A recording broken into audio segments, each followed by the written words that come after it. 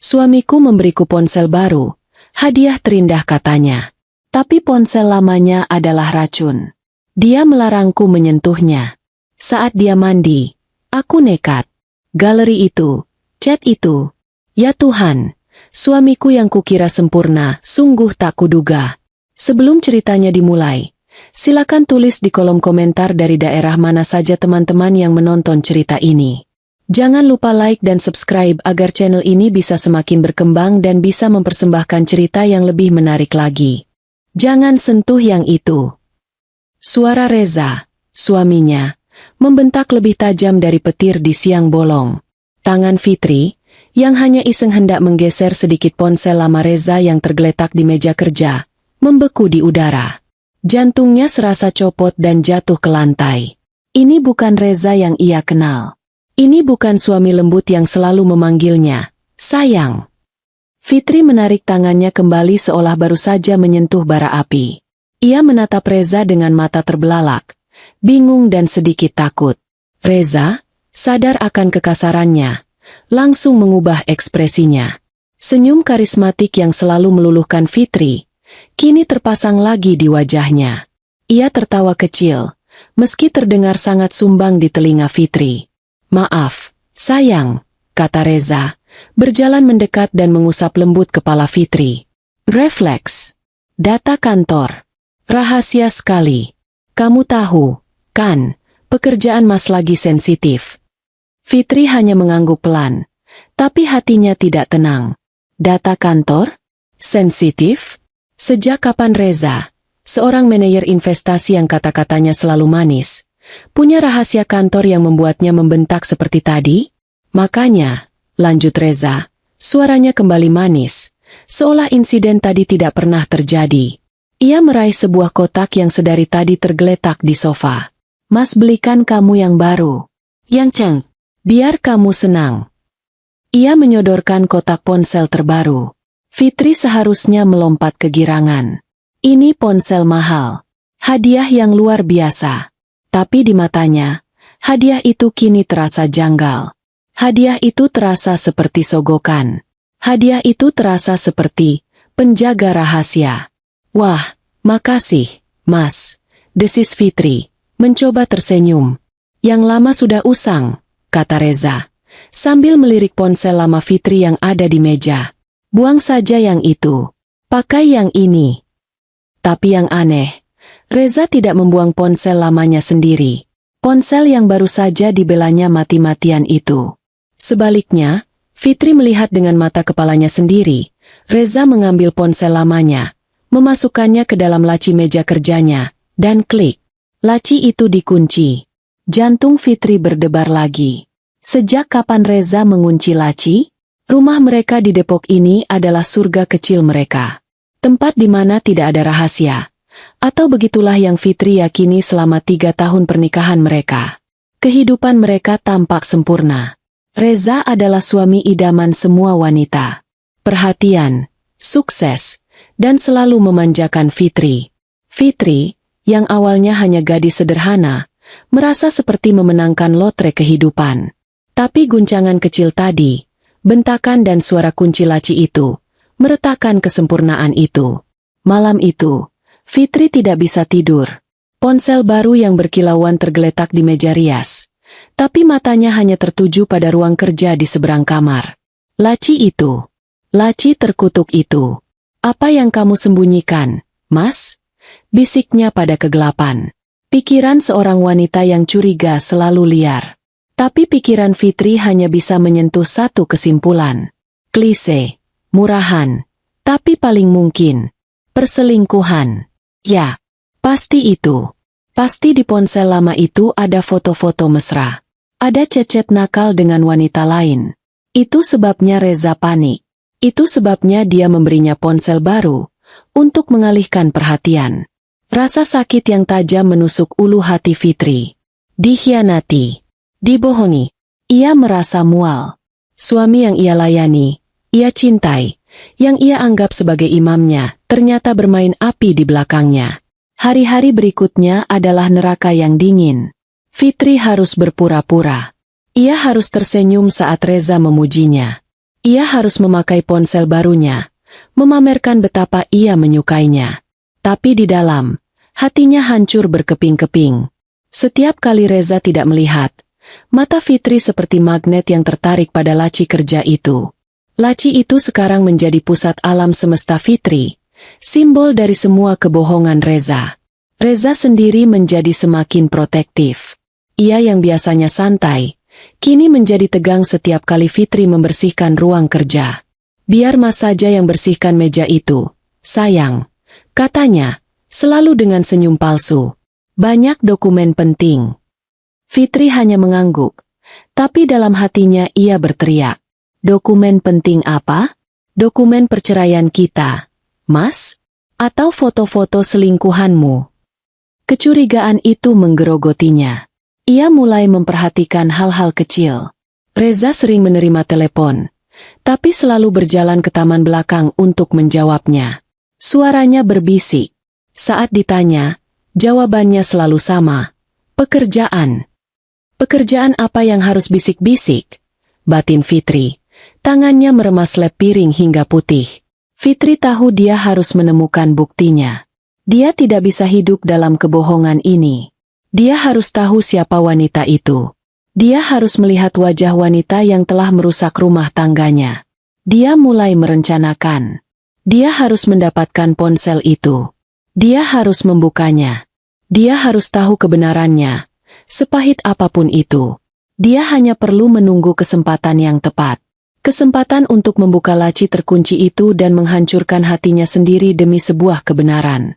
Dan kesempatan itu datang lebih cepat dari yang ia duga. Kamis malam. Hujan turun begitu deras di luar.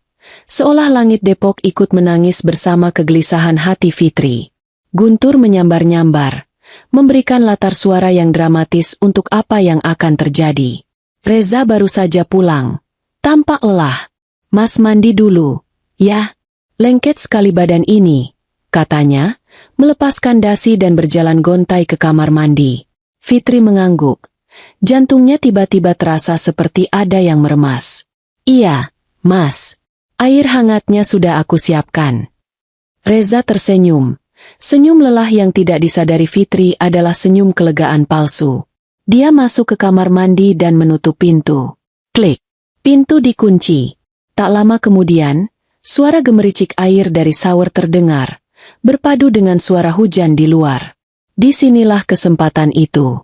Detak jantung Fitri seketika memburu. Keras sekali. Sampai-sampai ia takut Reza bisa mendengarnya dari balik pintu kamar mandi. Duk duk duk duk. Rasanya seperti ribuan kuda berlari di dalam dadanya. Sekarang atau tidak sama sekali. Fitri. Pikiran itu berputar di kepalanya. Tapi tubuhnya kaku. Dia takut. Setengah hatinya berteriak. Jangan. Biarkan saja. Hidupmu sudah enak. Kenapa cari penyakit? Tapi setengah hatinya yang lain, yang sudah telanjur terluka oleh kecurigaan, berteriak lebih keras. Buka. Kamu berhak tahu. Kamu tidak pantas dibodohi. Napas Fitri terengah.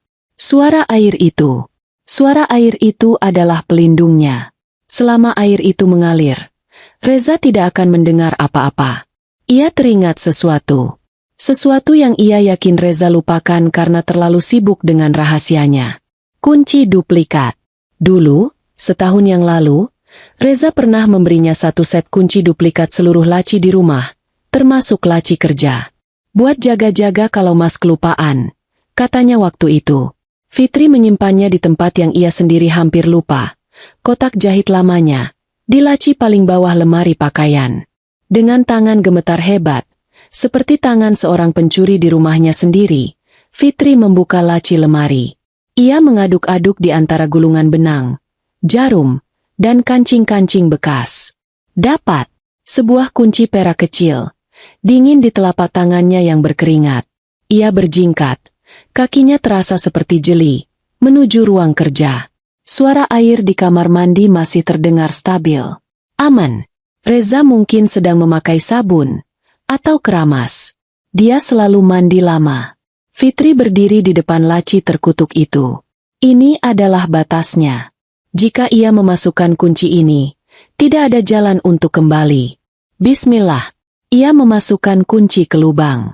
Tangannya gemetar begitu hebat sampai ia kesulitan menemukan lubangnya. Klik. Bunyi pelan itu terdengar seperti ledakan di telinganya. Laci itu terbuka. Di sanalah benda itu. Tergeletak diam seperti ular yang sedang tidur. Ponsel lama Reza. Ponsel yang menyimpan segala kebusukannya. Fitri mengambilnya. Benda itu terasa berat di tangannya. Lebih berat dari beban dosa yang ia bayangkan. Ia menekan tombol daya. Layar menyala. Dan hatinya langsung mencelos. Masukkan kode sandi. Bukan pola. Bukan geser. Tapi angka. 6 digit. Fitri menggigit bibirnya sampai hampir berdarah. Apa kodenya? Apa? Suara air masih terdengar. Dia masih punya waktu. Pikiran Fitri bekerja cepat. Percobaan pertama. Tanggal lahirku. Ia mengetik tanggal lahirnya. 150.795. Kode sandi salah. Coba lagi dalam 30 detik. Fitri mendesis. Tentu saja. Batinnya pahit. Aku bahkan tidak ada di pikirannya. Ia menunggu 30 detik yang terasa seperti 30 tahun. Jantungnya berdebar sangat kencang. Ia takut ia akan pingsan. Percobaan kedua. Tanggal lahir dia. Ia mengetik tanggal lahir Reza. 210.490.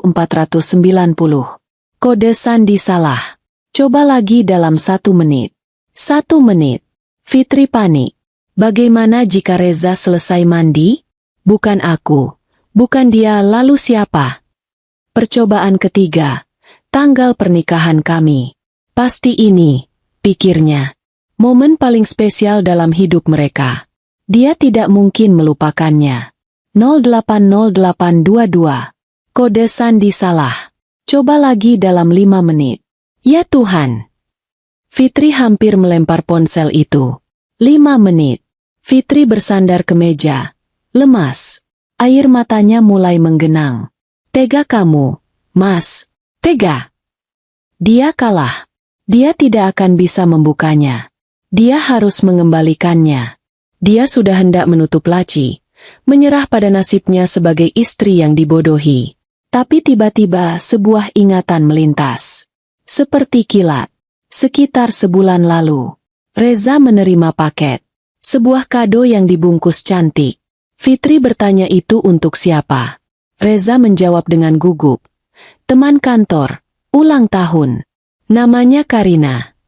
Fitri saat itu tidak sengaja melihat kartu ucapan yang setengah terbuka di meja.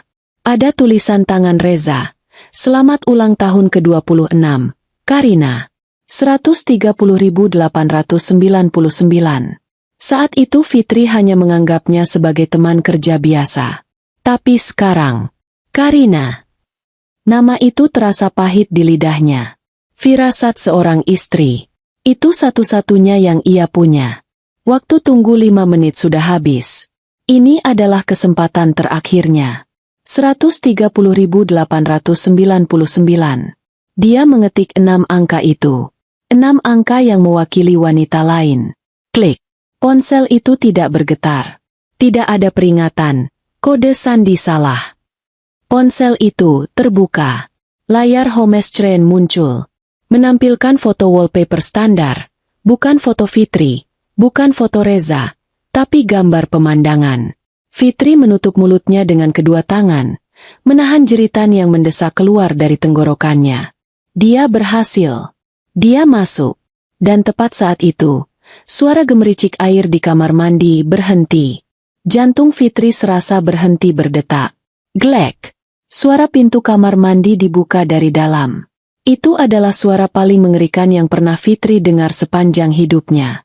Jauh lebih mengerikan daripada guntur yang menggelegar di luar. Reza akan keluar. Sementara di tangannya, di layar ponsel terkutuk ini, terpampang bukti bahwa suaminya bukan sekadar tukang selingkuh. Suaminya adalah monster. Fitri tidak punya waktu untuk berpikir. Ia bahkan tidak punya waktu untuk gemetar. Adrenalin mengambil alih tubuhnya. Jarinya yang tadi kaku kini bergerak lincah. Dia harus mencari apa yang dia cari tadi. Foto selingkuhan. Itu adalah alasan awalnya membuka ponsel ini. Jarinya menekan ikon, galeri. Perutnya langsung mual. Ini bukan galeri biasa. Fitri mengharapkan foto-foto mesra. Dia mengharapkan gambar wanita seksi berbikini di pantai. Dia mengharapkan gambar Reza memeluk wanita lain di restoran mahal. Hatinya sudah siap untuk sakit hati semacam itu. Tapi yang dia temukan, Fitri menutup mulutnya dengan tangan, menahan pekikan horor. Galeri itu rapi, terlalu rapi. Seperti arsip kantor. Ada folder-folder dengan nama yang jelas. KTP klien, akte, polis aset, data jaminan. Fitri, dalam kepanikannya, masih berpikir ini mungkin benar-benar data pekerjaan. Tapi kode sandinya adalah tanggal lahir wanita lain. Dengan tangan gemetar, ia membuka folder pertama, KTP klien. Bukan klien. Isinya adalah belasan, mungkin puluhan, foto kartu tanda penduduk. Semuanya wanita. Muda-muda, cantik-cantik, tampak polos. Persis seperti dirinya dulu. Dia kenal beberapa wajah dari foto-foto itu. Dia ingat Reza pernah bilang itu adalah saudara jauh, atau teman lama, saat mereka tak sengaja bertemu di mall. "Siapa kalian?" bisik Fitri. Air matanya mulai menggenang. Dia beralih ke folder kedua, akte. Dan dunia Fitri runtuh seketika. Bukan akte tanah. Bukan akte jual beli. Itu adalah foto-foto akta nikah. Dia memperbesar foto pertama. Pria di foto itu. Reza. Ya, itu suaminya. Tapi namanya Rizky Hardiansyah. Dan wanita di sebelahnya adalah Siti Aminah. Salah satu wanita yang KTP-nya ia lihat tadi. Fitri gemetar hebat. Dia membuka foto kedua. Reza lagi. Kali ini namanya Revan Saputra. Mempelai wanitanya, Bella Puspita. Wajah yang juga ada di folder KTP. Foto ketiga. Reza, sebagai Rendra Wijaya, menikah dengan Lina Marlina. Lutut Fitri lemas. Dia harus berpegangan pada meja kerja agar tidak jatuh. Jadi suaminya punya banyak istri? Dia dipoligami secara rahasia? Itu sudah cukup buruk. Tapi kemudian dia melihat foto akta nikah keempat. Foto itu adalah foto pernikahannya sendiri. Reza Pratama dan Fitriani Dewi. Ya Tuhan! Desisnya. Jadi dia bukan istri kedua. Dia adalah bagian dari koleksi. Dia adalah salah satu dari hantu-hantu ini. Dengan sisa-sisa tenaga, jarinya yang dingin membuka folder ketiga. Polis aset. Isinya lebih menusuk jantung. Puluhan foto polis asuransi. Asuransi jiwa. Asuransi kesehatan. Asuransi aset. Nama tertanggung. Siti Aminah. Penerima manfaat. Rizky Hardiansyah. Reza. Nama tertanggung. Bella Puspita. Penerima manfaat. Revan Saputra. Reza. Nama tertanggung. Lina Marlina. Penerima manfaat. Rendra Wijaya. Reza. Dan kemudian polis atas namanya sendiri. Fitriani Dewi. Tertanggung. Penerima manfaat. Reza Pratama. Uang pertanggungan. 5 miliar rupiah. Fitri merasa mual. Dia ingin muntah. Ini bukan poligami. Ini adalah rencana pembunuhan.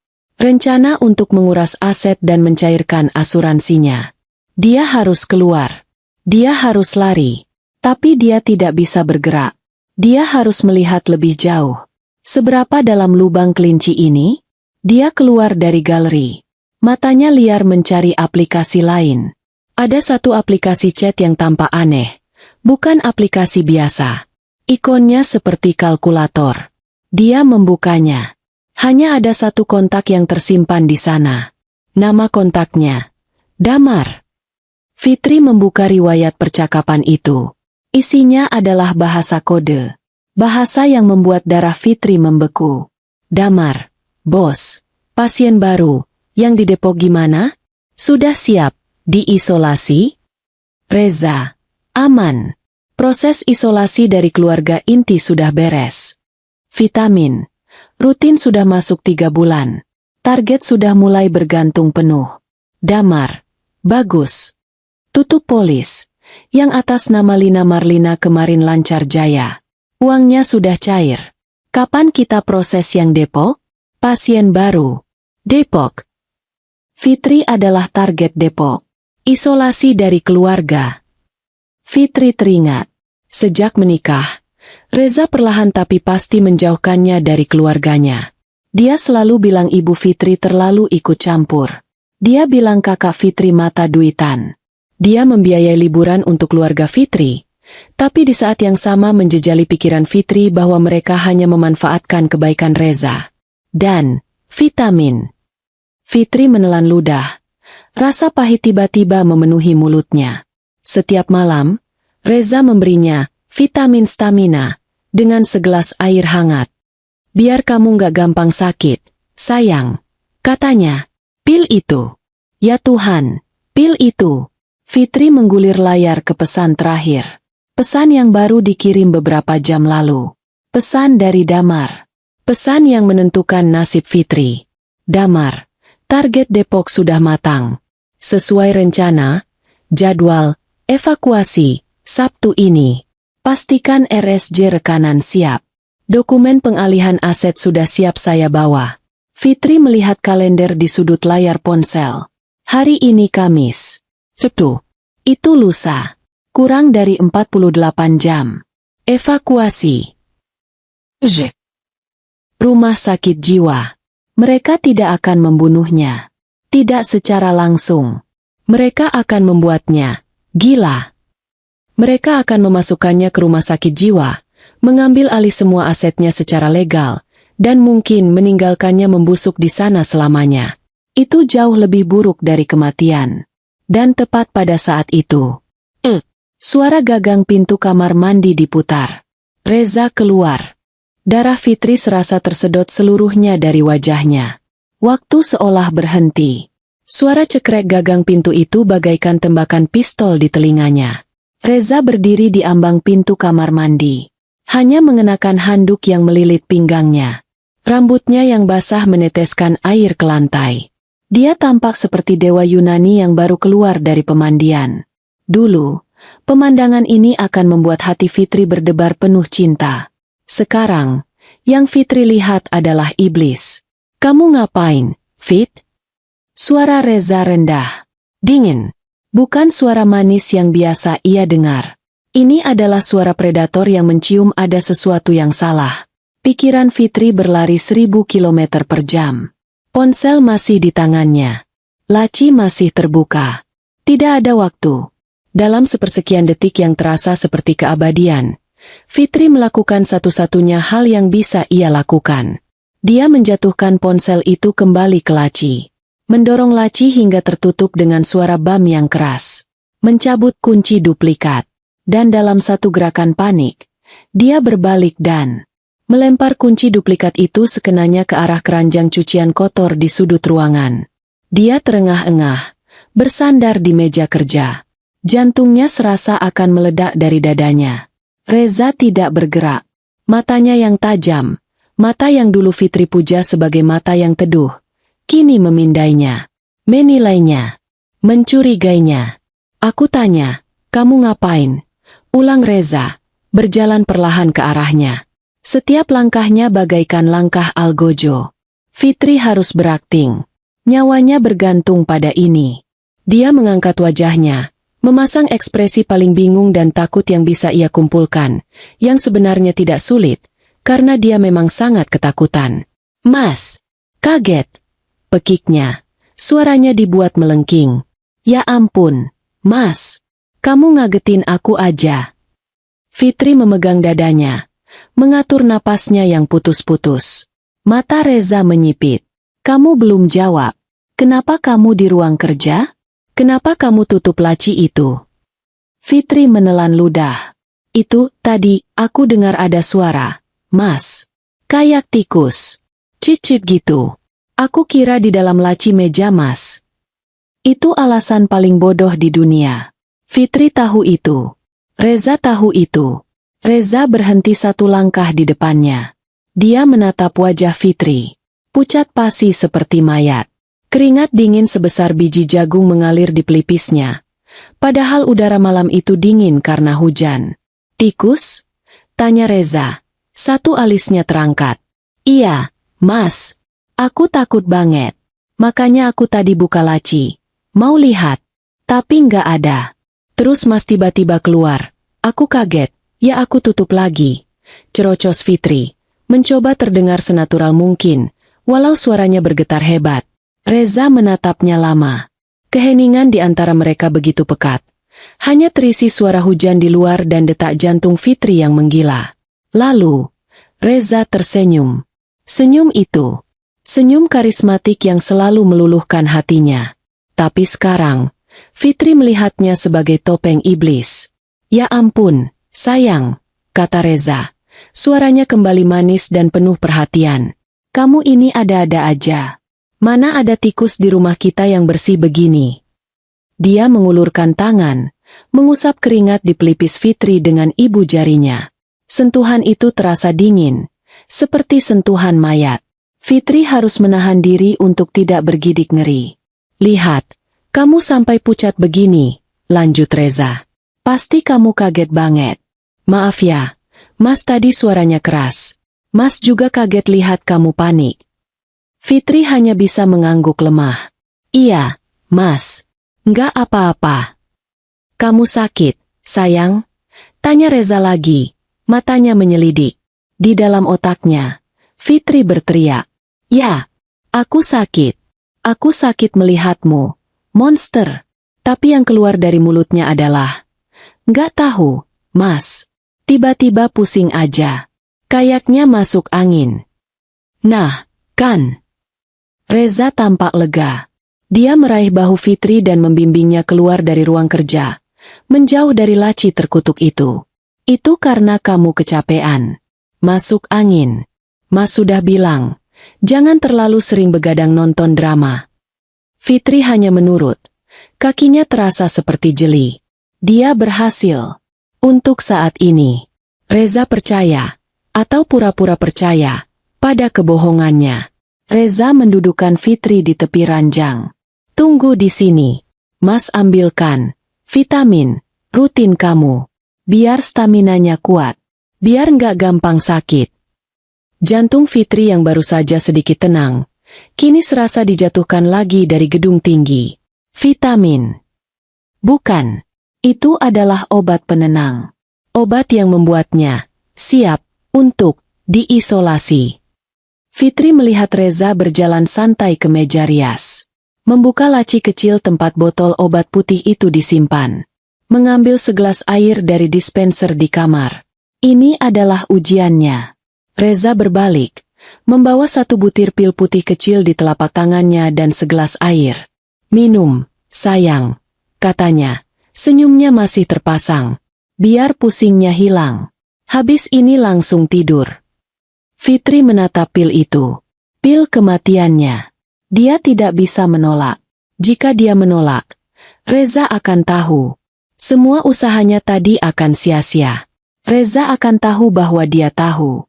Dan jika Reza tahu, Fitri tidak berani membayangkan apa yang akan terjadi. Dia tidak akan hidup sampai hari Sabtu. Dengan tangan yang lebih gemetar daripada saat membuka ponsel tadi, Fitri mengambil pil itu. "Makasih, Mas," bisiknya. Reza mengawasinya. Matanya tidak berkedip. Menunggu. Fitri memejamkan mata sejenak. "Ya Tuhan, tolong aku." Dia memasukkan pil itu ke mulutnya. Pahit. Dia mengambil gelas air. Meneguknya. Glek. Dia sengaja menelan dengan suara keras. Lalu membuka mulutnya sedikit, seolah menunjukkan pada Reza bahwa pilnya sudah tertelan. Tapi pil itu tidak tertelan. Pil itu ada di bawah lidahnya. Sebuah trik lama yang ia lihat di film-film, yang tidak pernah ia sangka akan ia gunakan untuk menyelamatkan nyawanya sendiri. Reza tersenyum puas. "Nah, gitu dong. Istri pintar. Mas mau pakai baju dulu. Kamu langsung baringan, ya?" Reza berbalik, berjalan santai menuju lemari pakaian.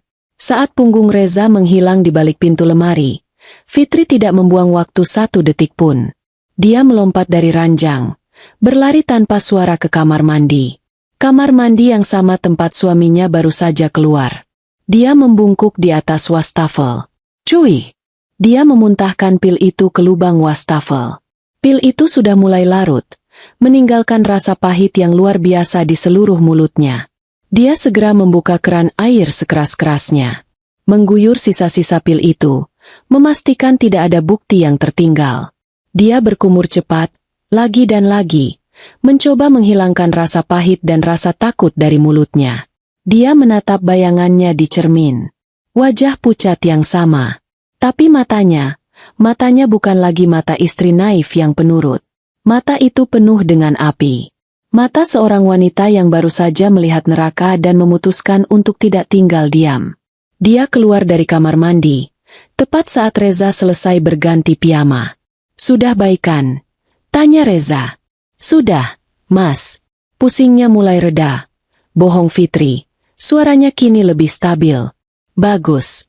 Tidur," kata Reza, menepuk-nepuk sisi ranjang di sebelahnya. Fitri mengangguk. Dia naik ranjang, berbaring di samping monster yang ingin menghancurkannya. Dia harus pura-pura tidur. Dia harus pura-pura bodoh. Perang dingin telah dimulai. Dan Fitri tahu, dia tidak boleh kalah. Dia harus bertahan sampai hari Sabtu. Jumat pagi. Neraka itu bernama sarapan pagi bersama suamimu yang seorang psikopat. Fitri semalaman tidak tidur. Sedetik pun matanya tidak terpejam. Dia berbaring kaku di samping Reza, berpura-pura terlelap dalam buayan, vitamin, palsu. Padahal setiap napas yang diembuskan Reza di sampingnya terasa seperti embusan angin kuburan. Jantungnya berdisko gila-gilaan, memikirkan rencana. Sabtu, lusa. Sabtu adalah besok. Dia hanya punya hari ini. Hari Jumat ini adalah satu-satunya kesempatannya untuk hidup. Dia harus mendapatkan bukti itu. Ponsel itu. Dia harus menyalin data neraka itu. Tapi bagaimana? Setelah insiden tikus semalam, Fitri tahu Reza tidak bodoh. Pria itu licik. Pria itu adalah ular. Tadi malam, Fitri yakin dia telah mengunci laci itu lagi. Dan dia yakin Reza mengawasinya. Pukul 7 pagi, Fitri bangun, berpura-pura menguap.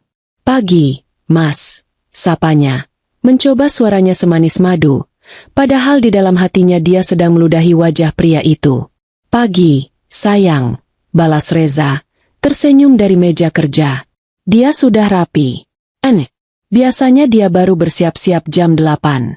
"Gimana tidurnya, Nyonya? Vitaminnya manjur, kan?" Mata elang itu mengawasinya, menilainya.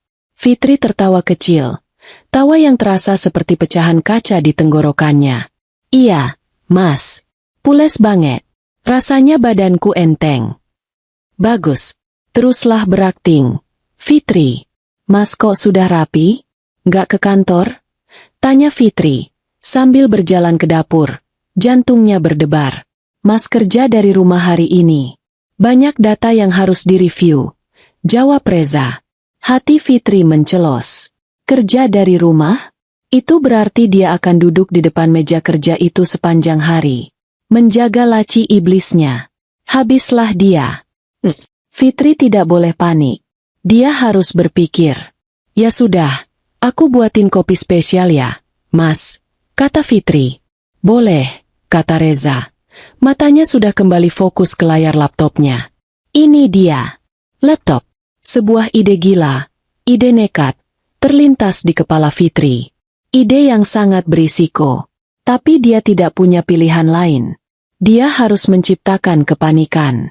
Dia harus menciptakan pengalihan isu. Tangannya gemetar hebat saat dia mengambil bubuk kopi. Dia harus tenang. Dia mengambil napas dalam-dalam. Dia menatap ke laci tempat dia menyimpan barang-barang lamanya. Di sana, di antara tumpukan buku kuliah yang sudah berdebu, ada sebuah flash drive lama berwarna merah. Aman. Dia kembali ke dapur.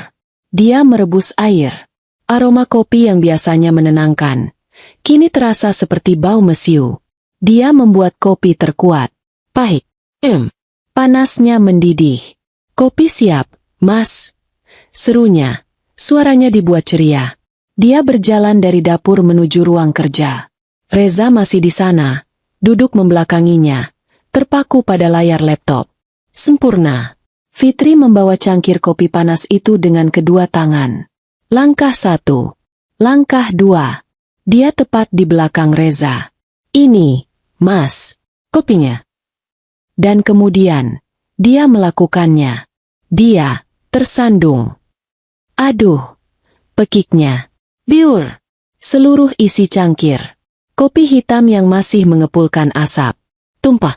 Bukan ke lantai. Bukan ke meja. Tumpah tepat di atas keyboard laptop Reza. Laptop yang sedang menyala. Astagfirullah. Fitri. Reza melompat dari kursinya. Suaranya bukan lagi bentakan. Itu adalah raungan. Raungan hewan buas yang terluka. Laptop Mas. Data Mas. Ya Tuhan. Reza panik. Benar-benar panik. Dia lupa pada istrinya. Dia lupa pada laci. Dia lupa pada segalanya. Dunianya kini adalah laptop yang baru saja disiram air panas. Maaf, Mas. Maaf. Tadi kesandung. Nggak sengaja. Fitri berakting, memasang wajah paling panik dan bersalah. Diam kamu. Ambil lap. Cepat. Bentak Reza. Dia mengangkat laptop itu, membalikannya, mengguncang-guncangnya. Cairan kopi menetes-netes ke lantai. Saat Reza berlari panik ke dapur mencari lap kering, Fitri tidak membuang waktu sedetik pun. Dia tahu di mana Reza menyimpan kunci laci yang asli. Di gantungan kunci mobilnya. Fitri menyambar gantungan kunci itu dari meja. Klik. Laci terbuka.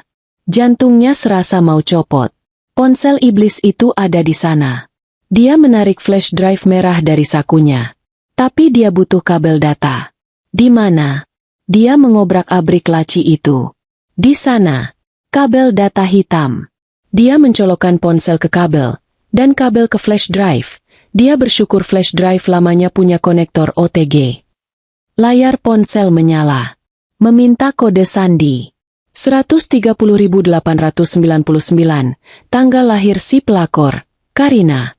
Terbuka. Dia masuk ke galeri. Dia masuk ke aplikasi chat. Salin. Salin semua. Bisiknya pada dirinya sendiri. Dia menekan, pilih semua, di galeri. Ratusan foto dokumen. Salin ke USB drive. Proses penyalinan dimulai. Memindahkan 1250 item. 1%. Ya Tuhan, lama sekali. Dari dapur terdengar suara Reza mengumpat-umpat. Mati. Laptopnya mati total. Sialan. 5%. Fitri gelisah. Dia harus menyalin chat juga. Dia membuka aplikasi chat damar. Tidak ada opsi, salin.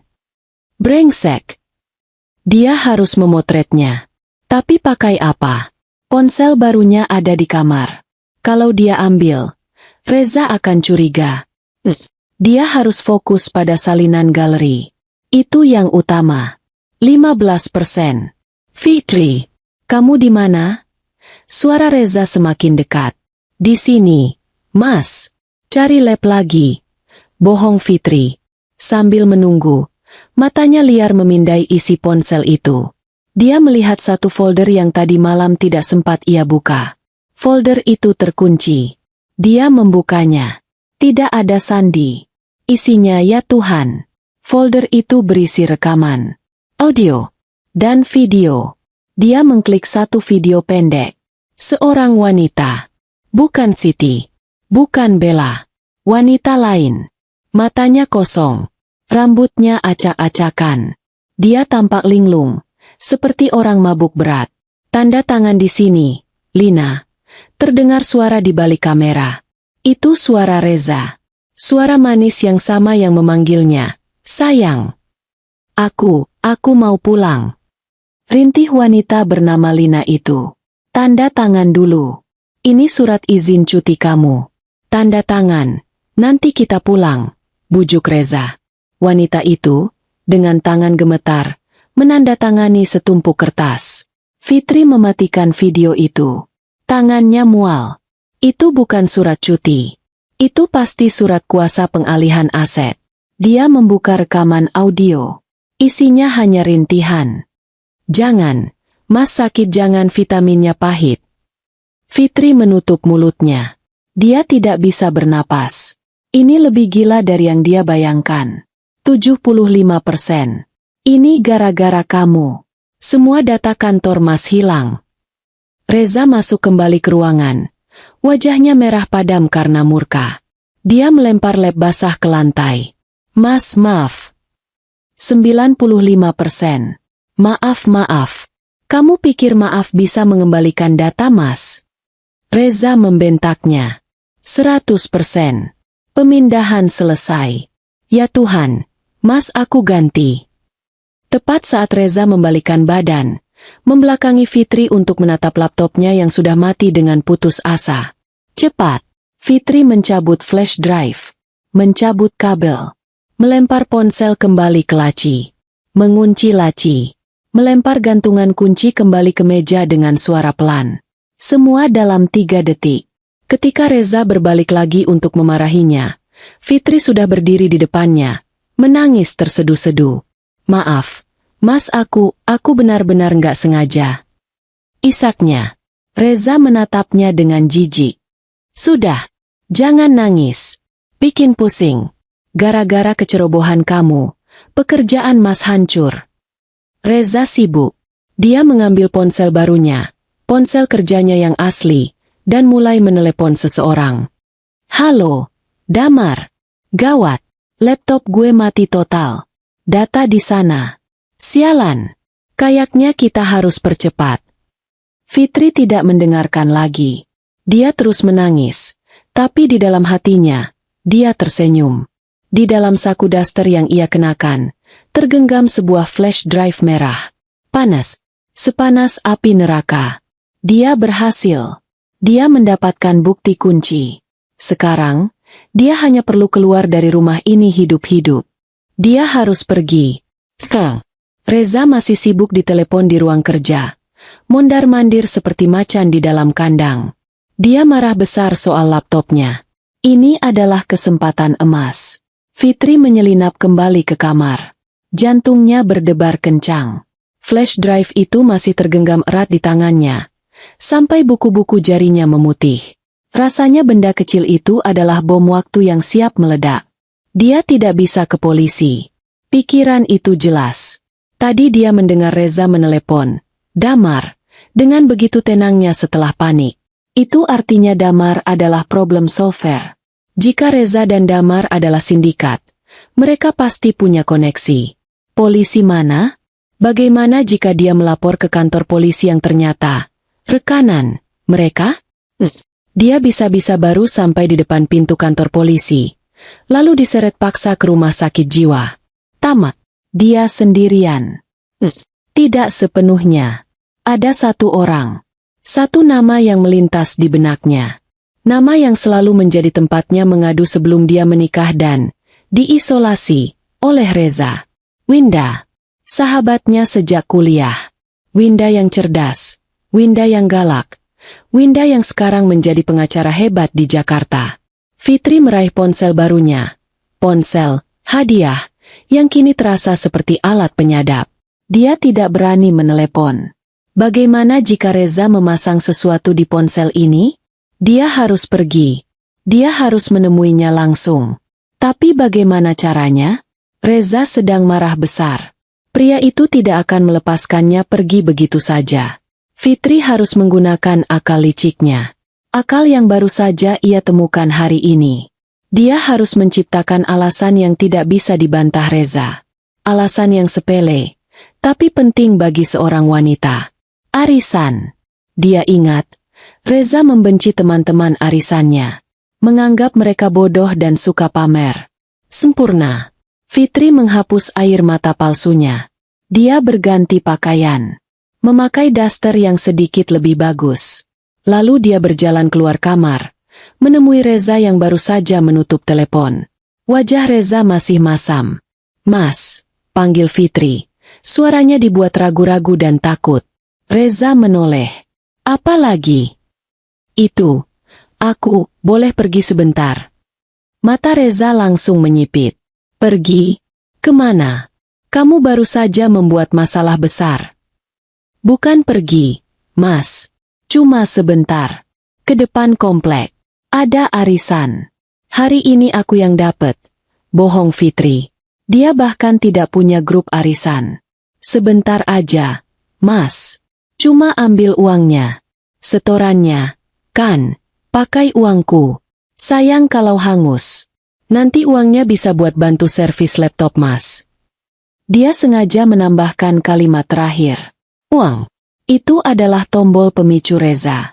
Reza tampak berpikir. Wajahnya masih kesal, tapi dia terlihat sedikit melunak mendengar kata, "Uang."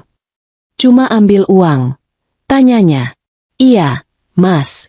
Di rumah Bu Ratih. Paling cuma 30 menit. Habis itu aku langsung pulang."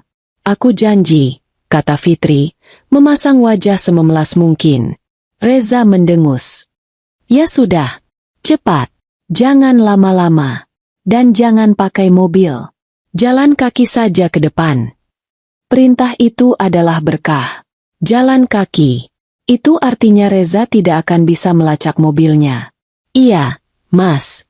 Makasih ya, Mas," kata Fitri. Menunduk. Dia menyambar dompet dan tas selempang kecilnya. Flash drive itu dia selipkan di saku rahasia di dalam tas. "Aku pergi dulu, Mas." Dia berjalan keluar rumah. Langkahnya pelan dan tertunduk sampai di gerbang. Tapi begitu gerbang tertutup di belakangnya, Fitri berlari. Dia berlari secepat yang dia bisa. Dia tidak peduli dengan tatapan tetangga. Dia berlari menyusuri jalan komplek. Napasnya terengah-engah. Dia tidak pergi ke rumah Bu Ratih. Dia berlari lurus ke jalan raya. Dia tidak berani memesan ojek online dari ponselnya. Takut terlacak. Dia berdiri di pinggir jalan, gemetar, mencoba menghentikan taksi. Tapi yang lewat hanya angkot dan motor. Dia melihat sebuah ojek pangkalan sedang mangkal. "Pak, stasiun. Cepat!" serunya. Dia melompat ke atas motor ojek itu. Jantungnya serasa mau copot. Sepanjang perjalanan ke stasiun Depok, dia terus menoleh ke belakang. Apakah ada yang mengikutinya? Apakah motor Honda Beat hitam di belakang itu mengikutinya? Apakah pria di warung rokok tadi memotretnya? Dia paranoid. Dia punya hak untuk itu. Di stasiun, dia membeli tiket komuter lain ke Jakarta. Dia memilih gerbong wanita, berdesakan di antara penumpang lain. Dia merasa sedikit lebih aman di tengah keramaian. Perjalanan dari Depok ke Jakarta terasa seperti perjalanan dari dunia orang hidup ke dunia orang mati. Dia menatap wajah-wajah penumpang lain. Ibu-ibu yang tertidur. Mahasiswi yang sibuk dengan ponselnya. Apakah mereka tahu bahwa di antara mereka ada seorang wanita yang sedang lari dari maut? Dia tiba di Sudirman. Dia harus naik ojek online sekarang. Dia tidak tahu alamat pasti kantor Winda. Dia memberanikan diri memesan dari ponselnya. Kantor hukum Winda Angrekan. Kantor Winda berada di gedung pencakar langit yang mewah. Fitri, dengan daster dan tas selempangnya, merasa seperti kotoran yang menempel di lantai marmer yang mengkilap. Dia sampai di resepsionis. Mau bertemu Ibu Winda. Sudah ada janji. Bilang saja Fitri. Sahabatnya. Ini darurat. Hidup dan mati. Resepsionis itu menatapnya aneh. Tapi dia menelepon. Tak lama kemudian, seorang wanita muda mempersilakannya masuk. Pintu kayu besar bertuliskan, Winda Lestari, SH, MH, terbuka. Di sanalah Winda. Duduk di balik meja mahoni raksasa. Tampak tajam dalam balutan blazer abu-abu yang mahal. Wajahnya masih sama, cerdas dan tegas. Melihat Winda, pertahanan Fitri yang sudah ia bangun susah payah runtuh. "Winda!" bisiknya. Dan kemudian dia menangis. Bukan tangisan palsu seperti di depan Reza. Ini adalah tangisan histeris.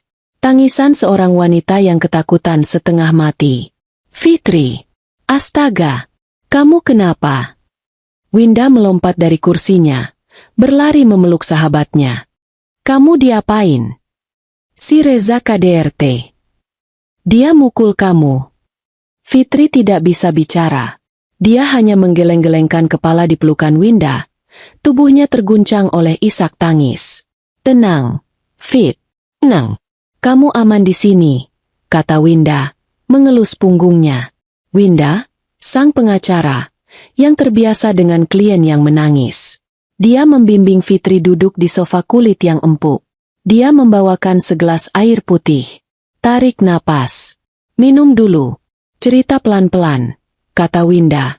Nadanya berubah dari sahabat menjadi pengacara. Fitri meneguk air. Tangannya masih gemetar hebat sampai gelas itu bergemeletup. Dia tidak bisa menceritakannya. Kata-kata itu terlalu mengerikan untuk diucapkan. Jadi, alih-alih bicara, dia membuka tas lempangnya. Dengan tangan gemetar, dia mengeluarkan flash drive merah itu. Dia meletakkannya di atas meja kopi di antara mereka. Benda kecil itu tampak begitu konyol di atas meja yang mahal. Winda menatap flash drive itu, lalu menatap Fitri. Apa ini? Jangan tanya, desis Fitri. Suaranya serak karena menangis. Buka ini. Di laptop kamu. Sekarang. Winda menatap mata Fitri. Dia pasti melihat kengerian yang murni di sana. Tanpa berkata apa-apa lagi, Winda mengambil flash drive itu, berjalan ke mejanya, dan mencolokkannya ke laptopnya. Fitri hanya bisa terisak pelan sambil menunggu. Wajah Winda, yang tadinya penuh kekhawatiran seorang sahabat, perlahan berubah. Fitri melihat alis Winda terangkat saat membuka folder KTP. Fitri melihat mulut Winda sedikit terbuka saat dia mengklik folder akte. Dia melihat Winda memperbesar foto-foto akta nikah itu satu persatu. Lalu, Fitri melihat tangan Winda yang memegang mouse berhenti bergerak saat dia membuka folder polis aset. Keheningan melanda ruangan itu. Hanya terdengar suara isak tangis Fitri yang tertahan dan suara klik mouse yang pelan. Kemudian, Winda membuka folder terakhir. Folder rekaman. Winda memakai headphone-nya. Dia memutar satu audio. Wajah Winda yang biasanya tenang. Wajahnya yang sekeras baja di ruang sidang berubah pucat. Dia memutar video. Video Lina yang dipaksa tanda tangan. Winda melepaskan headphone-nya. Dia tidak menatap Fitri. Dia menatap lurus ke layar laptopnya. Winda. Panggil Fitri lirih. Winda mengangkat tangannya, meminta Fitri diam. Dia membuka browser. Dia mengetik sesuatu. Nama. Siti Aminah, hilang. Bella Puspita, kecelakaan. Lina Marlina, dirawat RSJ Grogol. Wajah Winda berubah menjadi topeng. Topeng yang dingin, tanpa emosi, dan jauh lebih menakutkan daripada kemarahan. Akhirnya, dia memutar kursinya, menatap lurus ke mata Fitri. Fitri, kata Winda. Suaranya datar, tanpa getaran. Ini bukan penipuan biasa. Ini bukan KDRT. Suami kamu adalah bagian dari sindikat yang sangat terorganisir. Dia melirik jam di dinding. Pukul 11 siang. Kamu bilang ke Reza kamu pergi arisan. Iya, bisik Fitri. Itu bagus. Tapi kita tidak punya banyak waktu, kata Winda. Dia berdiri. Sosoknya yang tadi tampak seperti sahabat, kini berubah menjadi panglima perang. Dia menunjuk ke laptopnya. Mereka berencana mengevakuasi kamu besok, hari Sabtu. Winda berjalan ke arah Fitri. Dia berjongkok di depan sahabatnya. Dia memegang kedua tangan Fitri dengan erat. Dengar, Fitri, kamu tidak aman. Rumahmu bukan lagi rumahmu. Jakarta tidak aman. Tapi kamu tidak bisa lari. Kalau kamu lari, mereka akan menemukanmu dan kamu akan berakhir seperti Lina. Terus aku harus gimana, Win? Aku takut. Mata Winda menyala. Kamu tidak akan lari. Kita akan siapkan jebakan. Winda berdiri tegak. Sabtu ini adalah hari mereka akan membawamu. Kita akan pastikan mereka yang dijemput. Kantor Winda terasa seperti satu-satunya tempat aman di dunia, namun sekaligus terasa seperti markas komando perang. Tidak! Fitri menjerit. Suaranya pecah dan parau. Winda, aku nggak mau. Aku nggak mau lihat mereka. Aku mau pulang. Bukan, aku nggak tahu harus kemana. Fitri sedang dalam kondisi hancur sehancur-hancurnya. Dia duduk di sofa kulit mahal itu, tapi tubuhnya merosot seperti kain pel kotor. Bayangan wanita-wanita di galeri itu, Siti, Bella, Lina, mereka berputar-putar di kepalanya seperti film horor yang tidak ada habisnya. Winda, sebaliknya, tampak seperti terbuat dari es. Dia sama sekali tidak terganggu oleh histeria Fitri. Baginya, ini bukan lagi drama sahabat. Ini adalah kasus. Kasus terbesar dalam karirnya. Budi, Arif, masuk ruangan saya, sekarang. Winda berteriak lewat interkom. Pintu terbuka, dua pria muda berpenampilan necis tapi bermata setajam silet masuk. Mereka adalah tim investigasi khusus di firma hukum Winda. Winda tidak membuang waktu. Lupakan makan siang. Lupakan semua kasus lain. Hari ini, kita berburu monster. Dia menunjuk ke layar laptopnya. Budi, lacak nama ini, Siti Aminah. Ini data KTP-nya. Saya mau tahu dia di mana sekarang. Arif, urus Bella Puspita. Lacak juga. Saya mau tahu riwayat hidupnya 5 tahun terakhir. Cepat. Kedua pria itu mengangguk tanpa bertanya. Mereka melihat sekilas ke arah Fitri yang menangis sesenggukan di sofa. Tatapan mereka penuh iba. Tapi pekerjaan adalah pekerjaan. Mereka segera kembali ke meja mereka. Dan suara ketikan keyboard yang cepat terdengar dari ruangan sebelah. Winda, mereka itu siapa? Tanya Fitri di sela-sela isak tangisnya. Winda kembali duduk di hadapan Fitri.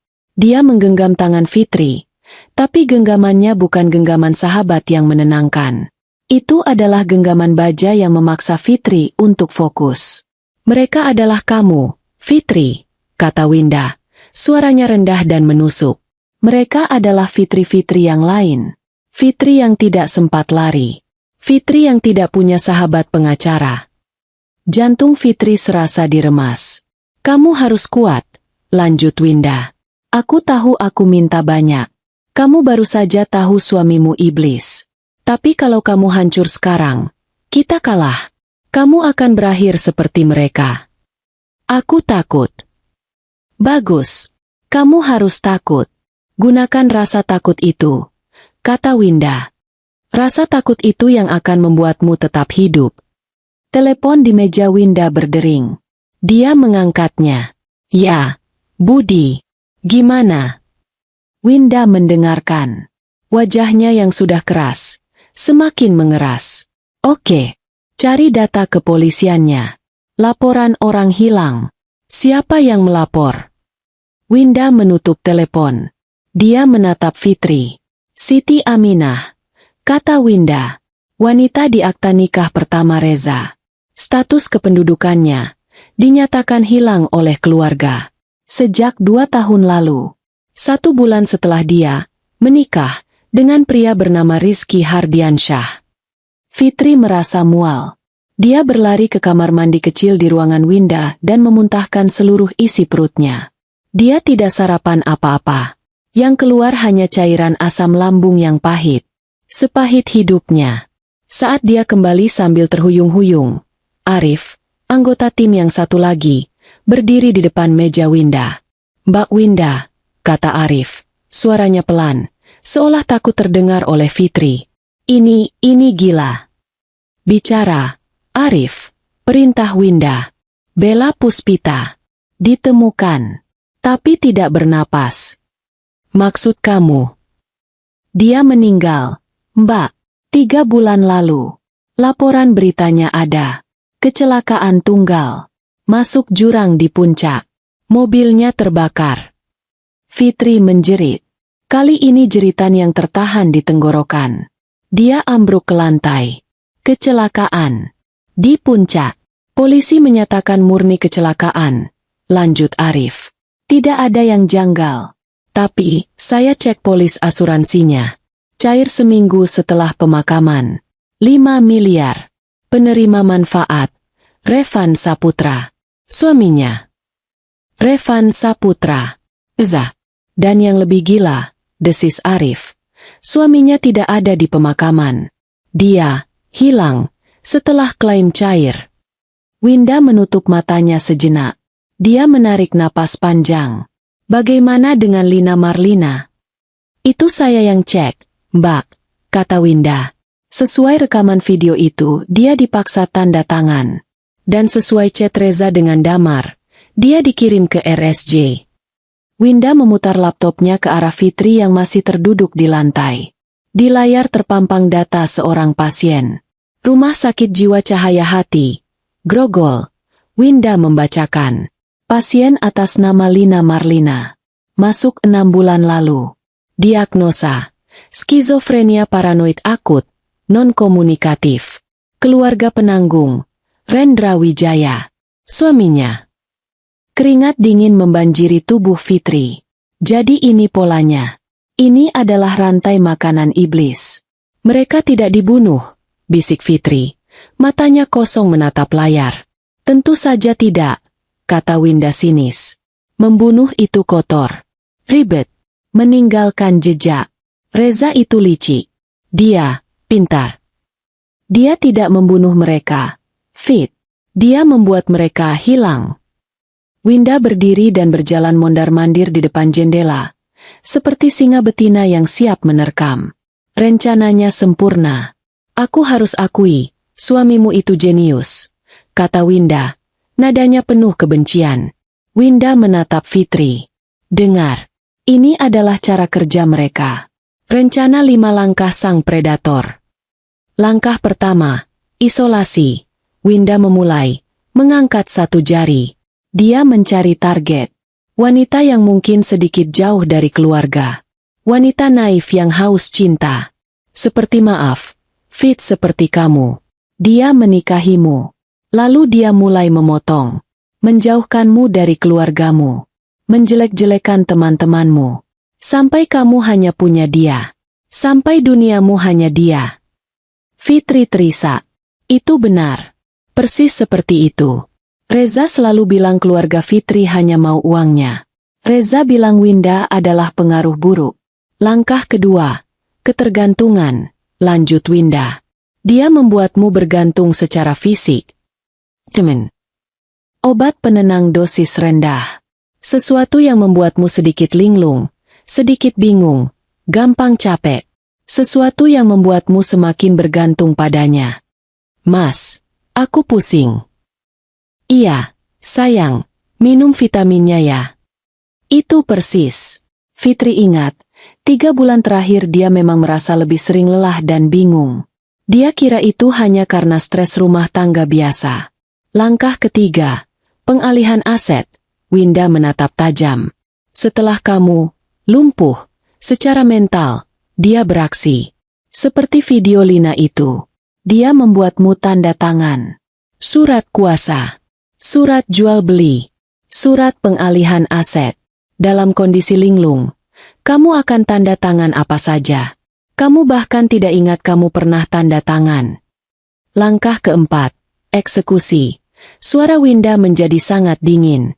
Setelah asetmu pindah ke tangannya, kamu tidak berguna lagi. Dia harus melenyapkanmu. Tapi dia tidak perlu membunuh. Dia punya 3 pilihan.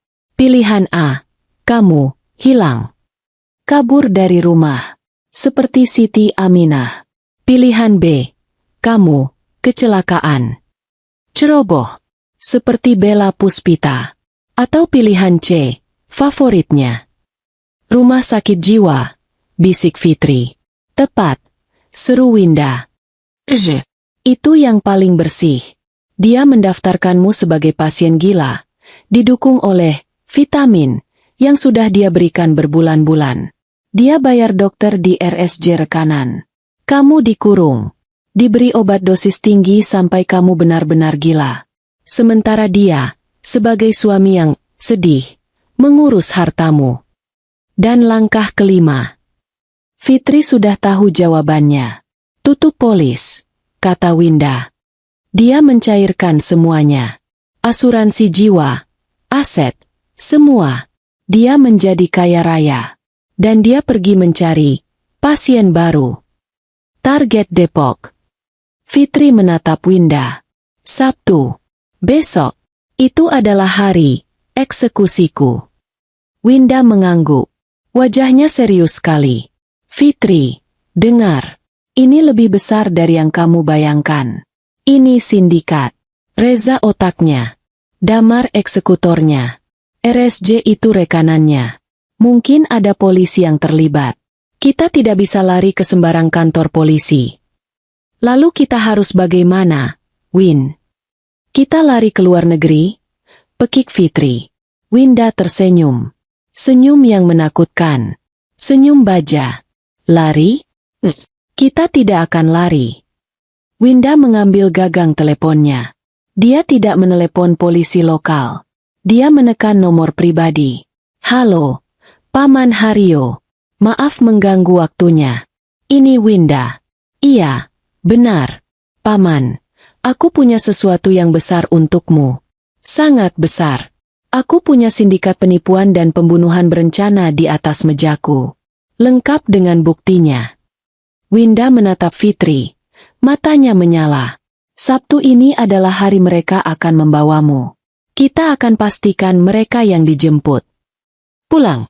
Kata itu tidak pernah terdengar semengerikan ini. Fitri harus pulang ke rumah itu. Ke sarang iblis itu. Dia harus kembali ke pelukan monster yang berencana mengirimnya ke rumah sakit jiwa besok. Kamu gila, Win? Pekik Fitri. Tubuhnya gemetar hebat di kantor Winda. Aku nggak mau. Aku nggak bisa. Dia akan tahu. Dia akan membunuhku di tempat. Winda memegang kedua bahu Fitri. Guncangannya keras. Fitri, lihat aku. Lihat aku. Winda memaksa Fitri menatap matanya. Kamu harus pulang. Ini satu-satunya cara kita bisa menangkap mereka semua. Reza, Damar, dan siapapun di RSJ itu. Tapi aku. Dengar, potong Winda. Suaranya melembut tapi tetap tegas. Paman Haryo adalah kepala unit khusus di Mabes. Timnya yang terbaik. Mereka akan menangani ini. Tapi mereka butuh Reza tertangkap basah. Mereka butuh dia datang menjemputmu. Atau mencoba menyakitimu. Winda menyerahkan sesuatu yang sangat kecil. Sebuah earpiece berwarna kulit. Ini, kata Winda. Pakai ini. Tim paman saya akan mendengarkan semua yang terjadi. Kamu tidak sendirian. Mereka akan ada di radius 1 kilometer dari rumahmu. Mereka menyamar. Winda lalu memasukkan sebuah bros kecil berbentuk kupu-kupu ke kerah daster Fitri. Ini tombol panik. Jika terjadi apa-apa, jika Reza mencoba menyentuhmu, tekan ini.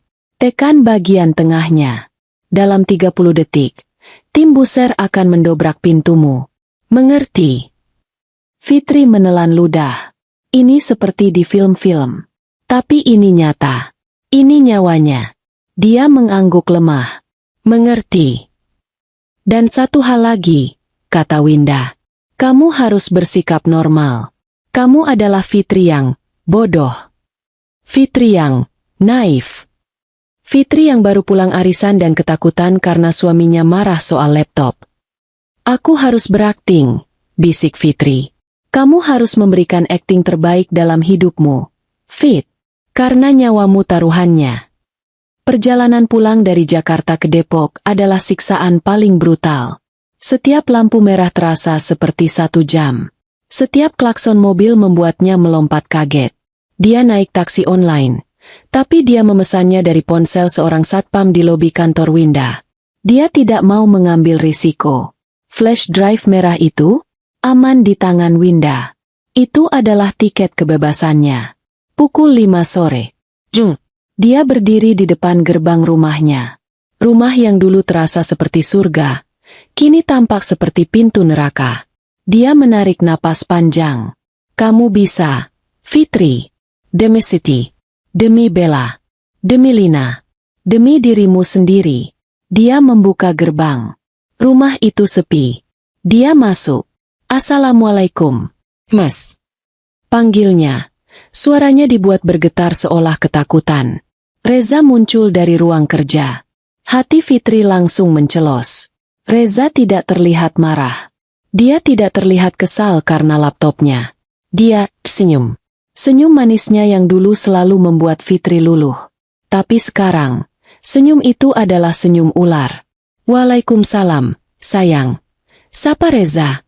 Suaranya lembut sekali. Sudah arisannya? Kok lama sekali? Itu dia. Pertanyaan jebakan. Maaf, Mas. Fitri menunduk. Tidak berani menatap mata suaminya. Tadi macet parah di Margonda. Terus, ibu-ibu tadi nahan aku. Disuruh makan dulu. Aku nggak enak mau nolak. Dia memberikan jawaban yang paling klise. Reza berjalan mendekat. Dia membelai pipi Fitri. Sentuhan yang dulu terasa hangat, kini terasa seperti es kering yang membakar. Mas, tadi marah-marah, ya? Maafin Mas, ya, kata Reza. Fitri hampir muntah. Pria ini benar-benar aktor ulung. Nggak apa-apa, Mas. Laptopnya gimana? Tanya Fitri, memainkan perannya.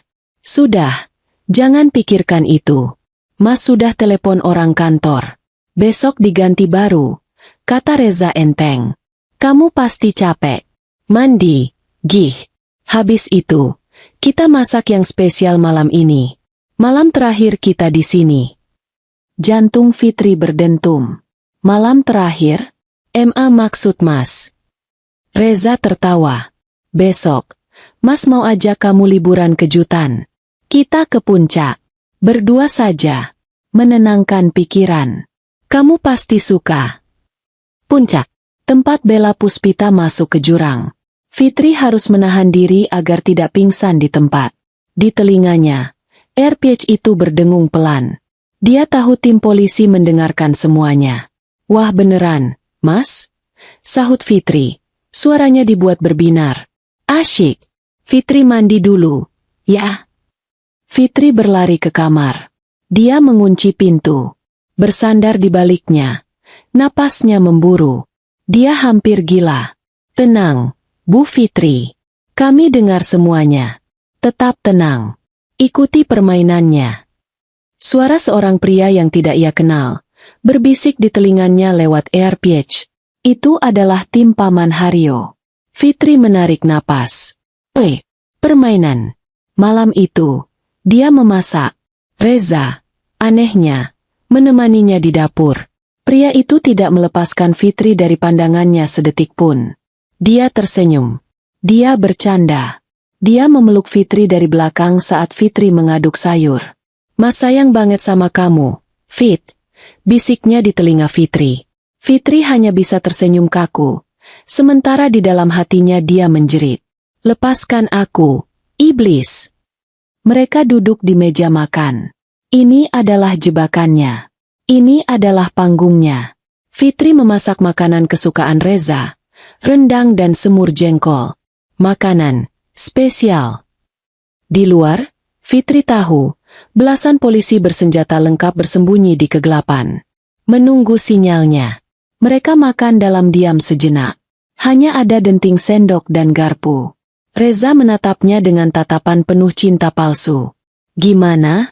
Siap buat liburan kita besok? Fitri meletakkan sendoknya. Pelan. Waktunya telah tiba. Dia mengangkat wajahnya. Tidak ada lagi ketakutan di matanya. Yang ada hanya lapisan es yang dingin. Reza, yang melihat perubahan ekspresi itu, sedikit terkejut. Senyumnya sedikit goyah. Kenapa, sayang? Kok berhenti makannya? Fitri menatap lurus ke mata suaminya. Mata monster yang telah menipunya. Nggak bisa, Mas, kata Fitri. Suaranya pelan, tapi mantap. Alis Reza terangkat. Nggak bisa apa? Nggak bisa liburan, jawab Fitri. Keheningan memenuhi ruang makan. Reza meletakkan sendoknya. Wajahnya mulai berubah. Topengnya mulai retak. Kenapa nggak bisa? Tanya Reza. Suaranya masih dibuat lembut, tapi ada ancaman di baliknya. Fitri tersenyum tipis. Senyum yang belum pernah dilihat Reza sebelumnya. Aku tadi siang, waktu nunggu macet, aku ketiduran sebentar di taksi, kata Fitri, mengarang cerita. Aku mimpi. Reza tidak menjawab. Dia hanya menunggu. Aku mimpi ketemu wanita, lanjut Fitri. Cantik banget, Mas. Masih muda. Kayaknya umurnya 26 tahunan. Namanya Karina. Tang. Reza menjatuhkan sendoknya. Sendok itu jatuh ke atas piring keramik, menciptakan suara melengking yang memecah keheningan malam. Wajah Reza, yang tadi tersenyum manis, yang tadi penuh cinta palsu, dalam sekejap berubah. Putih. Seputih kertas. Matanya yang tadi teduh, kini melotot penuh kengerian. Keringat dingin langsung muncul di dahinya. Dia tahu. Wanita itu, lanjut Fitri, menikmati setiap detik kepanikan suaminya. Dia titip pesan buat aku, Mas. Reza tidak bisa bergerak. Dia kaku. Dia bilang. Fitri mencondongkan tubuhnya sedikit ke depan meja. Vitaminnya jangan diminum. Katanya pahit. Wajah Reza adalah kanvas horor. Dalam 1 detik, senyum iblis yang penuh percaya diri itu lenyap, terhapus bersih. Dalam 1 detik, topeng karismatik yang telah menipu belasan wanita, yang telah membawanya pada kekayaan haram, hancur berkeping-keping. Wajahnya pucat pasi. Lebih pucat dari mayat. Lebih putih dari nasi di piringnya. Matanya yang tajam kini membelalak ngeri, terpaku pada Fitri. Keringat dingin sebesar biji jagung langsung meletus di dahinya, mengalir deras. Kamu. Bibirnya bergetar. Gelas air di tangannya bergemeletuk hebat sebelum akhirnya terlepas dari genggamannya yang lumpuh. Prang. Gelas itu pecah berantakan di lantai, memercikan air es kemana-mana. Tapi Reza tidak berkedip. Dia tidak peduli. Dia menatap Fitri seolah-olah dia sedang melihat hantu. Hantu dari masa lalu. Hantu Karina. Fitri, sebaliknya, duduk tegak. Rasa takut yang tadi mencengkeramnya kini telah menguap, digantikan oleh sesuatu yang lain. Sesuatu yang dingin. Sesuatu yang kuat. Sesuatu yang buas. Dia tidak lagi merasa seperti mangsa. Dia adalah pemangsa yang akhirnya memojokkan buruannya. Di telinganya, RPH itu hidup. Dia tahu. Sialan, dia tahu. Itu bukan suara di RPH. Itu adalah suara Reza. Dia tidak berbicara pada Fitri. Dia bergumam pada dirinya sendiri, dalam kepanikan murni. Kamu ngomong apa, Fit? Reza mencoba. Dia mencoba mengembalikan topengnya. Dia mencoba tertawa, tapi yang keluar hanyalah suara tercekik yang aneh. Karina? Vitamin? Kamu kebanyakan nonton sinetron.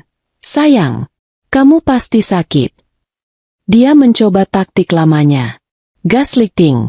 Menganggap Fitri gila. Tapi Fitri tidak membelinya. Tidak lagi. Sakit? Fitri mendengus. Sebuah tawa kecil, pahit, dan penuh kemenangan lolos dari bibirnya. Oh, aku memang sakit, Mas. Sakit sekali. Selama 3 bulan ini aku sakit. Sakit karena vitamin yang kamu berikan. Fitri mencondongkan tubuhnya. Atau, Mas lebih kenal nama yang lain. Mata Reza menyipit. Apa maksud kamu? Bagaimana dengan Lina Marlina? Jika Karina adalah sebuah tamparan, Lina Marlina adalah sebuah bogem mentah tepat di ulu hati Reza. Napas Reza tercekat. Dia terbatuk. Aku nggak kenal. Oh, ya? Tentu saja kamu kenal. Desis Fitri. Dia yang kamu paksa tanda tangan surat kuasa aset di video itu, kan? Yang kamu rekam dan simpan di folder tersembunyi. Kamu pikir aku nggak lihat? Reza terlonjak dari kursinya. Kursi itu terdorong ke belakang dengan suara derit yang memekakan telinga. Dia tidak lagi pucat. Wajahnya kini merah padam. Merah karena murka. Merah karena terpojok. Sialan! Raungnya. Dan topeng itu benar-benar hilang. Yang tersisa hanyalah monster. Kamu buka ponsel itu. Kamu lancang. Beraninya kamu. Berani? Fitri ikut berdiri. Dia tidak akan membiarkan pria ini mengintimidasinya lagi. Kamu yang berani, Mas, menikahi wanita, menguras hartanya, lalu membuangnya ke rumah sakit jiwa. Itu yang kamu rencanakan untukku besok, kan? Evakuasi ke puncak. Seperti Bella Puspita. Bella Puspita. Nama itu adalah yang terakhir. Reza mengamuk. Dia tidak lagi peduli dengan jebakan. Dia tidak lagi peduli dengan rencana. Yang dia tahu, wanita di depannya ini tahu segalanya. Wanita ini harus dibungkam. Harusnya kamu tetap bodoh, teriak Reza. Suaranya menggema di ruang makan yang sepi. Dia menerjang, seperti banteng terluka. Dia melompati meja makan. Piring-piring berterbangan. Rendang dan semur jengkol, masakan spesial, itu, berhamburan di lantai. Fitri menjerit. Ini adalah kengerian yang sesungguhnya.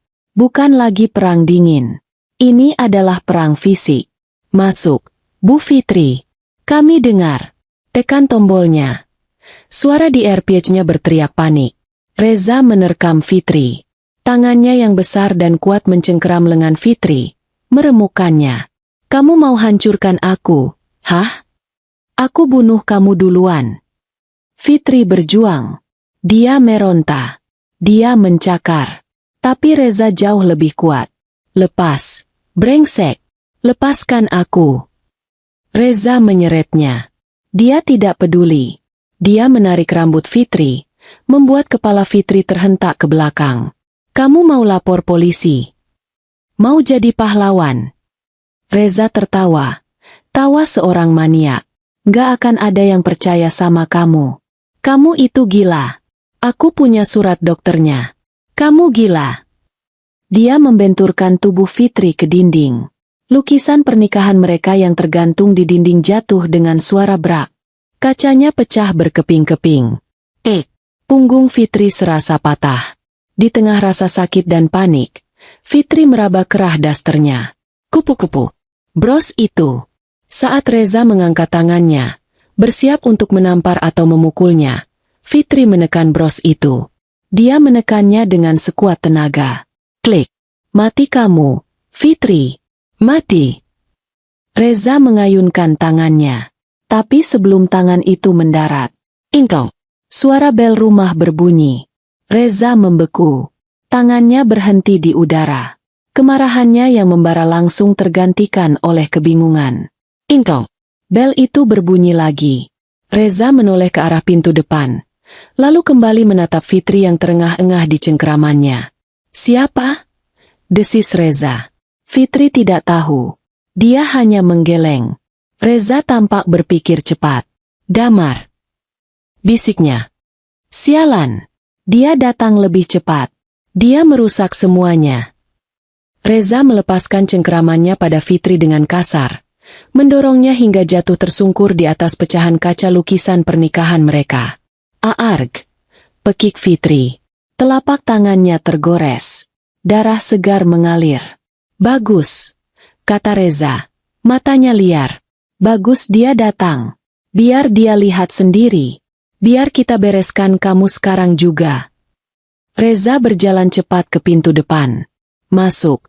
Damar. Targetnya melawan. Kita harus. Reza membuka pintu. Di depannya tidak berdiri Damar. Di depannya berdiri 6 orang pria. Besar. Berpakaian hitam-hitam. Wajah mereka tertutup topeng. Dan di dada mereka, rompi bertuliskan, polisi. Reza membeku.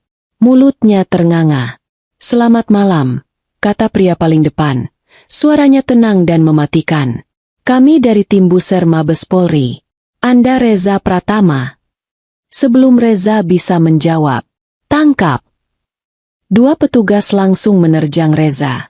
Reza, dalam keterkejutannya, tidak sempat bereaksi. Dia didorong masuk ke dalam rumah. Wajahnya dibenturkan ke lantai keramik yang dingin. Polisi. Jangan bergerak. Lepaskan saya. Apa-apaan ini? Ini rumah saya. Kalian salah tangkap. Reza meraung seperti binatang yang terjebak perangkap. Anda ditangkap atas dugaan penipuan, pemalsuan dokumen, dan perencanaan pembunuhan. Di tengah kekacauan itu, pintu depan terbuka lebih lebar. Winda melangkah masuk. Dia tidak mengenakan blazer perangnya. Dia mengenakan pakaian kasual, tapi auranya tetap sama. Dingin, menusuk, dan penuh kemenangan. Di belakangnya, Paman Haryo, pria yang tadi memimpin penggerebekan, mengangguk padanya. Fitri, sambil menahan sakit di tangannya, perlahan berdiri. Dia bersandar di dinding. Winda, bisiknya. Reza, yang wajahnya sudah ditekan ke lantai dengan lutut petugas, melihat Winda. Matanya melotot. Kamu. Jadi ini semua ulah kamu. Winda tidak menggubrisnya. Reza masih berteriak. Kalian tidak punya bukti. Ini fitnah. Ini jebakan. Istri saya gila. Dia yang mengarang semua ini. Winda tersenyum tipis. Gila, katamu. Winda berjalan pelan ke arah Reza yang sudah diborgol tangannya di belakang punggung. Petugas mengangkatnya ke posisi duduk. Winda berjongkok di depan Reza. Dia menatap mata iblis itu. Apa kabar, Reza? Atau harus kupanggil Rizky, Revan, Rendra? Wajah Reza langsung pucat pasi lagi. Kalian tidak punya bukti. Pekiknya. Suaranya kini terdengar putus asa. Winda merogoh sakunya. Dia mengeluarkan benda kecil berwarna merah. Flash drive. Dia melemparkannya ke pangkuan Paman Haryo. Silakan putar rekamannya, Pak Polisi, kata Winda.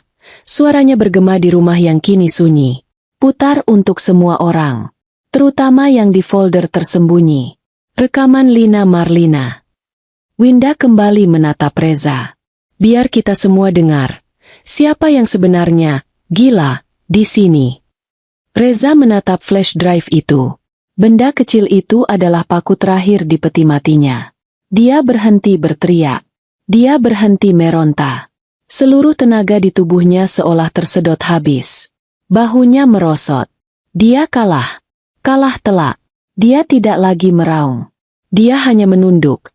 Dan suara tangisan yang pelan dan menyedihkan keluar dari mulutnya. Tangisan seorang pengecut yang akhirnya tertangkap. Di luar, terdengar sirine. Pak, laporan. Seorang petugas masuk. Target kedua atas nama Damar. Sudah kami amankan. Dia menunggu di mobil van di ujung jalan. Sesuai perkiraan, mereka membawa alat suntik dan tali. Fitri menutup mulutnya. Dia benar-benar nyaris. Winda berjalan ke arah Fitri. Dia mengabaikan Reza yang menangis. Dia memeluk sahabatnya. Sudah selesai, Fit, bisik Winda. Sudah selesai. Fitri menangis di pelukan Winda. Bukan tangisan takut. Bukan tangisan sedih. Tapi tangisan lega. Dia selamat. Akhirnya, dia selamat. Kilatan lampu kamera menyambar-nyambar seperti badai di tengah malam. Para wartawan, yang entah bagaimana caranya mencium bau darah, sudah berkerumun di depan gerbang komplek. Bawa dia. Cepat. Reza, yang wajahnya ditutupi jaket hitam, diseret paksa oleh petugas. Dia tidak lagi menangis. Dia hanya diam, kosong, seperti mayat hidup. Di belakangnya, Damar, yang baru saja ditangkap dari mobil vannya, juga digelandang. Wajahnya penuh kebingungan dan ketakutan. Fitri melihat semua itu dari balik tirai jendelanya. Seorang poluan muda merangkul bahunya, memberinya selimut tebal. Ibu aman sekarang, bisik poluan itu. Fitri mengangguk. Tapi dia tidak merasakan apa-apa. Tubuhnya mati rasa. Rumah ini, rumah yang penuh tawa palsu dan rencana jahat, terasa begitu dingin dan asing. Winda yang mengurus semuanya. Dialah yang berbicara dengan Paman Haryo. Dialah yang memberikan keterangan awal. Klien saya mengalami syok berat. Dia akan memberikan keterangan penuh besok, di kantor saya. Malam itu, Fitri tidak tidur di rumah neraka itu. Winda membawanya menginap di apartemen mewah Winda di Jakarta. Malam itu, untuk pertama kalinya setelah berbulan-bulan, Fitri tidur tanpa vitamin. Dia tidur seperti orang mati. 1 tahun kemudian, ruang sidang Pengadilan Negeri Jakarta Pusat penuh sesak. Udara terasa panas dan pengap. Kasus ini, yang oleh media dijuluki skandal predator berkedok suami, menjadi berita utama nasional selama berbulan-bulan. Fitri duduk di barisan depan. Di sampingnya, Winda, yang hari ini tidak bertindak sebagai sahabat, tapi sebagai pengacara utama. Di sisi lain Fitri, duduk seorang wanita kurus dengan tatapan mata yang masih sedikit kosong, tapi ada secercah kehidupan di sana. Lina Marlina. Tim Winda dan Paman Haryo telah berhasil mengevakuasi Lina dari RSJ rekanan itu. Butuh waktu berbulan-bulan terapi intensif untuk mengeluarkannya dari kabut obat-obatan yang telah meracuninya. Di belakang mereka, duduk keluarga besar Siti Aminah, yang masih berstatus hilang namun kini menjadi kasus prioritas pencarian orang, dan keluarga Bella Puspita, yang berterima kasih karena kematian putri mereka akhirnya mendapat keadilan. Di kursi terdakwa, Reza dan Damar duduk. Mereka bukan lagi pria-pria gagah yang dulu. Mengenakan seragam tahanan oranye, mereka tampak kuyu, kurus, dan hancur. Reza, si predator karismatik, telah kehilangan semua pesonanya. Persidangan itu brutal. Winda tidak memberi ampun. Flash drive merah itu menjadi bintang utama.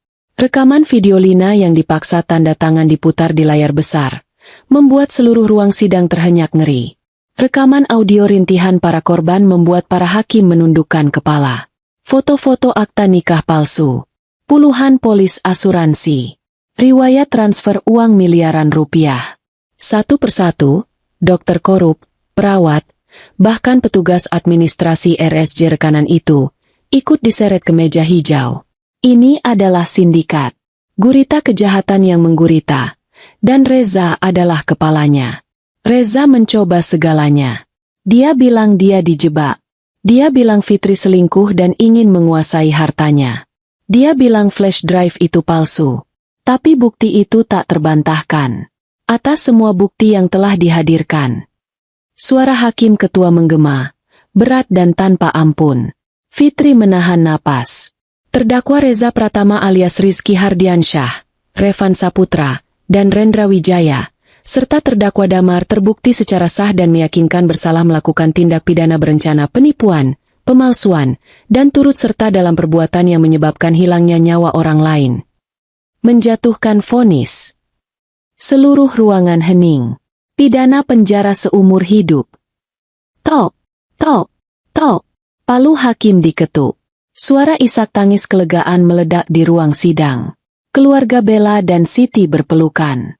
Lina Marlina menangis dalam diam, dan untuk pertama kalinya, itu adalah tangisan kelegaan. Reza ambruk di kursinya. Dia tidak berteriak. Dia hanya kosong. Tamat. Fitri tidak menangis. Dia hanya menutup matanya, mengembuskan napas panjang yang telah ia tahan selama setahun. Selesai. Dia tidak hancur. Dia tidak berakhir di RSJ. Dia tidak berakhir di dasar jurang. Dia menang. Hal pertama yang Fitri lakukan setelah vonis adalah menjual rumah di Depok. Dia menjualnya dengan harga murah. Dia tidak peduli. Dia hanya ingin kenangan buruk itu hilang. Dengan uang hasil penjualan, aset-asetnya yang berhasil diselamatkan Winda, dan sebagian dari aset sitaan Reza yang oleh pengadilan diberikan sebagai ganti rugi, Fitri tidak membeli tas mewah baru. Dia tidak pergi keliling dunia untuk penyembuhan diri. Dia membuka sebuah yayasan. Di sebuah ruko yang tenang di Jakarta Selatan, sebuah plang baru dipasang. Yayasan Pelita Fitri. Itu adalah rumah aman. Pusat bantuan hukum dan trauma healing bagi wanita korban penipuan berkedok domestik dan kekerasan terselubung. Winda, tentu saja, yang mengurus semua legalitasnya. Mereka kini bukan hanya sahabat. Mereka adalah rekan. 1 tahun setelah vonis, lobi Yayasan Pelita Fitri tampak terang dan damai. Bukan seperti kantor hukum yang kaku, tapi lebih seperti ruang tamu yang nyaman. Winda sedang duduk di sofa, menyeruput kopi. Di seberangnya, Fitri tersenyum. Senyumnya berbeda sekarang. Bukan senyum naif seorang istri penurut. Ini adalah senyum wanita yang telah melewati neraka dan kembali dengan membawa api. Lina sudah bisa mulai bekerja di bagian administrasi kita minggu depan, kata Fitri. Suaranya tenang dan penuh wibawa. Bagus, jawab Winda. Klien kita yang baru, yang dari Bekasi, suaminya mirip Reza. Manipulatif kelas kakap. Tim kita harus kerja keras. Kita akan bantu dia, kata Fitri. Mantap. Mata Fitri lalu beralih ke dinding utama di lobi. Di dinding itu, tidak tergantung lukisan abstrak mahal. Di sana, tergantung sebuah kolase besar yang dibingkai dengan indah. Isinya adalah foto-foto para wanita dari galeri ponsel Reza. Foto KTP itu. Tapi Winda telah bersusah payah mencari foto-foto mereka yang hidup. Foto dari media sosial mereka sebelum mereka bertemu Reza. Siti Aminah yang tersenyum di pantai. Bella Puspita yang tertawa saat wisuda. Lina Marlina yang meniup lilin kue ulang tahun. Dan belasan wajah wanita lain. Itu bukan dinding korban. Itu adalah dinding pengingat. Pengingat bahwa iblis itu ada. Dan seringkali berwajah paling tampan dan bersuara paling manis. Pengingat bahwa keadilan itu harus diperjuangkan. Fitri berdiri. Dia berjalan ke dinding itu. Jari-jarinya menyentuh permukaan kaca yang dingin, tepat di atas wajah Lina yang tersenyum. Dia tidak lagi naif. Dia tidak lagi takut. Rumah di Depok adalah penjara. Tapi rumah aman ini adalah kebebasannya. Fitri telah menemukan tujuannya. Dia bukan lagi target Depok. Dia adalah pelita. Adalah pelita. Adalah pelita. Adalah pelita. Adalah pelita. Adalah pelita. Adalah pelita.